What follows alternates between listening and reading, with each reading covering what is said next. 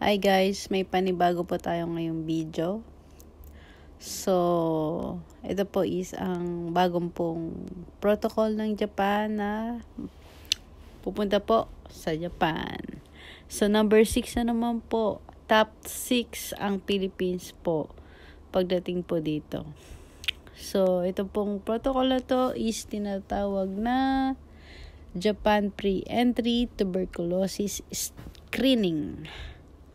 So, ito is pinag-aaralan na daw 5 years ago pa pero na-delay dahil po sa pandemic na nangyari. So, sa ngayon, na-finalize na nila and then kailangan po nung top 6 na countries na mag-tuberculosis screening para po makapunta dito sa Japan. So, yun nga, included po dito ang Philippines.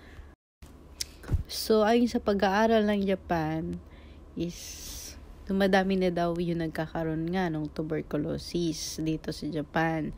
And mostly, dun sa pag-aaral nila is galing po sa mga Asian countries yung nagkakaroon ng tuberculosis.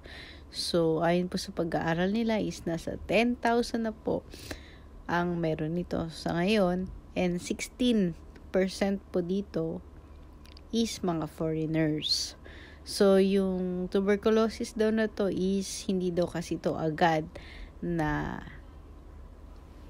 nalalaman. So, yung mga sintomas nito is hindi agad na lumalabas. So, minsan inaabot pa daw ng 2 years bago mo malaman na meron ka na palang tuberculosis.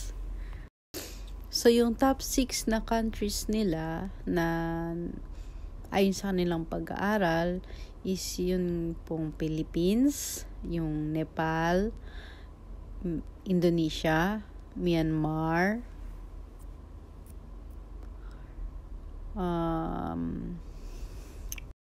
Vietnam, and yung China. So, para po sa mga kababayan po natin na mag-i-stay po sa Japan ng more than 90 days. So, required po itong medical certificate na to. So, para po sa mga bibisit po ng Japan na below 90 days, hindi po kayo kasali dito. And yun nga, yung top 6 countries na nabanggit ko kanina, sila lang din po ang required na kumuha nito kung sila po yung mag-i-stay sa Japan ng 90 days pataas. So, yung mga working visa, residence visa, SSW, trainee, students visa is required po ng ganito pong medical certificate.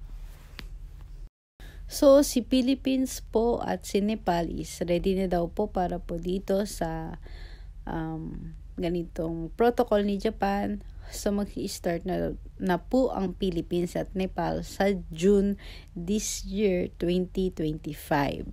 So, si Vietnam is sa September 2025 naman po. And the other countries is not yet prepared for this. So, hindi pa alam kung kailan pa sila mag-i-start.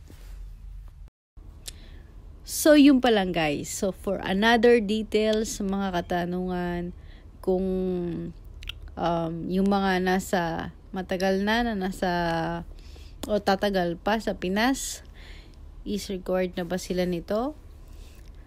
So, yun ang dapat pa natin abangan. And kung ito ba ay kailangan na during the process ng visa nyo at ano-anong clinic ba yung accredited dito, syempre para maiwasan yung mga fake certifications. And kung magkano ba yung mababayaran dito is hindi na po involved sa kung magkano pa yung babayaran mo dito si Japan. Hindi na sila doon. So, sariling gastos mo siguro yun, syempre, pag mag-a-apply ka ng visa. And yun lang guys. Thank you for watching. So, abangan pa po yung update about po dito sa new protocol ni Japan. Thank you.